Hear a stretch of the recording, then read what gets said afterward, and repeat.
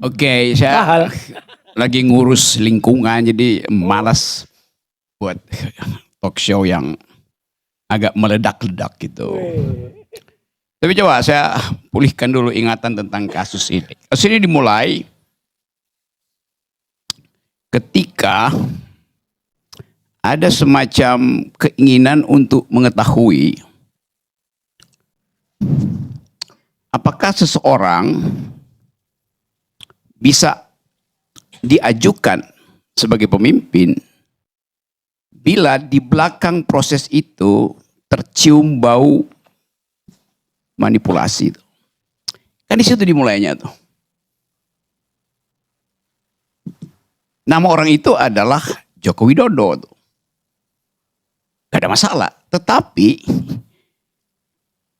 begitu ditambahkan predikat bahwa beliau adalah presiden atau mantan presiden, lalu kuriositas itu berubah menjadi sensasi. Nah, bayangkan misalnya kalau ijazah yang dipertontonkan ya, bukan yang hendak dibuktikan, itu ditulis bukan dengan font Times New Roman itu. Mungkin nggak akan jadi soal. Tapi justru ketika dipakai font itu, New Romance, justru dia membuka persoalan. Karena New Romance artinya font yang lebih mudah untuk dikenali. Coba pakai font yang lain. Kan asal usulnya font itu dipakai ketika koran Inggris yang namanya Times udah nggak bisa dibaca karena fontnya udah buruk. Digantilah font itu tuh. Jadi dimulai kesalahannya ada di redaksi Times di Inggris tahun 20-an itu. Yang cari gara-gara tuh. Kan sejarahnya begitu kan, betul. Rismond. Bahwa font itu dipakai untuk menggantikan font yang kalau dicetak kabur. Nah sekarang orang curiga kenapa dipakai font yang justru bikin mudah orang tahu bahwa ini bohong. Di dalam jalan pikiran tiga manusia ini. Oke. Tapi selalu ada yang tersembunyi di situ seperti tadi dipamerkan oleh Roy Suryo. Saya nggak paham apa itu wayang itu. Karena wayang itu wilayah esoteris. Yang terlihat adalah bagian eksoterisnya tuh. Bagian depannya tuh. Gini-gini gerak-gerak. Ya orang ketawa aja. Tapi yang mampu membaca esoterisme dari wayang itu cuma orang Jawa. Bukan orang yang menjawa-jawakan diri. Bahkan Raja Jawa nggak bisa baca wayang itu. Karena ilmu wayang itu ada di dalam wilayah yang esoteris. Sangat eksklusif. Hanya beberapa manusia yang mampu menafsirkan itu tuh. Saya pasti nggak bisa tuh. Tapi kemudian jadi keributan karena Roy memakai wilayah itu. Nah saya mau lanjutkan metode perwayangan ini. Bagaimana kita memahami fasilitas yang tiap kali dipamerkan oleh Roy. Namanya hermeneutic of suspicion. Saya mengajar mata kuliah itu. Hermeneutic of suspicion artinya saya mencurigai supaya saya bisa tafsirkan.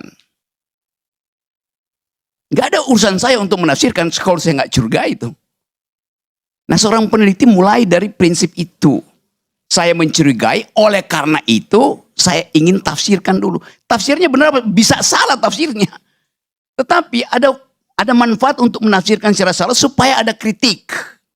Supaya dibenarkan tuh. Itu namanya heuristik. Peralatan sementara sebelum hipotesis selesai dirumuskan. Jadi buku itu sebetulnya ada peralatan sementara untuk membangun koherensi argumen bahwa yang diteliti ijazahnya palsu. Ya udah, ya hipotetik kan. Nah sekarang bagian itu yang kemudian dikriminalisasi itu. Nah, saya nggak ada urusan dengan soal hukum, karena bagi saya Ya orang yang neliti ya bagus saja. Jadi apa yang salah di dalam penelitian itu? Yang salah adalah orang tidak mau membaca hasil penelitian itu dengan fasilitas logical academic atau scientific logical proses. Saya tahu bahwa kemudian jadi problem bahwa saya diminta untuk jadi saksi ahli. Ya Rocky Gerung keahliannya apa? Kan dia bukan ahli tentang neuroscience, bukan ahli tentang brain study, bukan ahli tentang stem cell, bukan ahli tentang font segala macam. Ya memang saya tidak ahli dalam metode itu. Tapi saya mengajarkan metodologi tentang metode. Jadi yang saya ajarkan adalah cara memakai metode, bukan metodenya. Itu bedanya antara metodologi dan metode itu. Metode itu keahlian Rismon, keahlian Roy, keahlian Tifa. Tapi saya mengajarkan cara memakai metode. Namanya metodologi.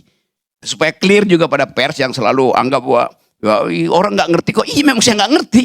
Tapi saya ngerti cara memakai metode. Metodenya sendiri yaitu urusan dari neuroscience, urusan dari ahli komunikasi kan.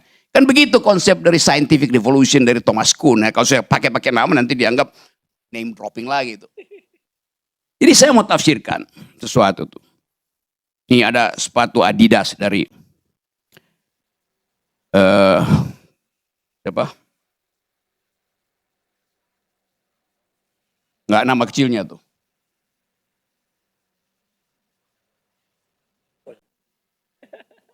Dia pakai sepatu Adidas. Saya cuma bisa tebak dia Adidas karena ada 3 strip. Betul kan, Wan? Coba kita cek dulu. Yuk pakai Adidas apa enggak tuh mereknya? KW kali.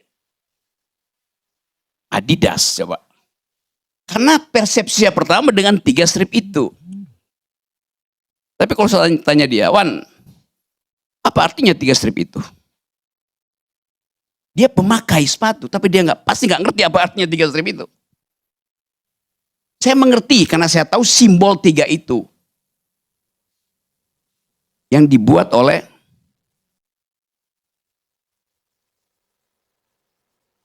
Adolf Dassler.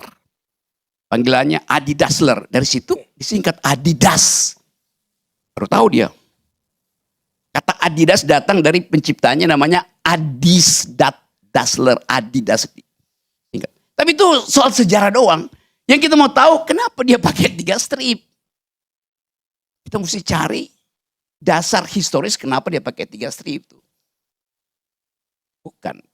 Karena dia ingin kasih kesan gerak. Supaya ada energi. Pakai 3 supaya kelihatan stabil gitu. Kalau 2 ya nggak stabil, 4 berlebihan. 3 itu lebih stabil. Jadi semua peristiwa di dalamnya ada hermeneutic or suspicion. Saya mencurigai kenapa 3. Lalu saya coba teliti. Karena saya pendaki gunung, saya tahu jenis-jenis sepatu itu sepatu itu bukan buat hiking, dia nggak bisa tuh. Ya buat road aja tuh. Kalau saya pakai Timberland, nah itu buat outdoor beneran tuh, karena gripnya beda tuh. Jadi semua soal itu bisa ditafsirkan bagian yang substantif dan bagian yang sensasi aja. Nah substansi dari persoalan ini adalah meneliti apakah Pak Jokowi benar memiliki ijazah palsu atau asli itu. Nah kuriositas itu datang dari orang yang merasa bahwa harus dia pertanggungjawabkan hasil penelitiannya untuk apa? Ya supaya ada kejelasan. Kenapa? Karena dari awal orang mencurigai Pak Jokowi tidak mampu melakukan pemikiran abstrak. Tidak mampu menghubungkan 2 variabel. Lalu timbul kecurigaan, jangan-jangan memang sekolahnya nggak beres itu. Kan itu normal dong. Apalagi kita mau bantah keterangan dari akademisi Australia bahwa our president is a kind of a man of contradiction. Kita marah.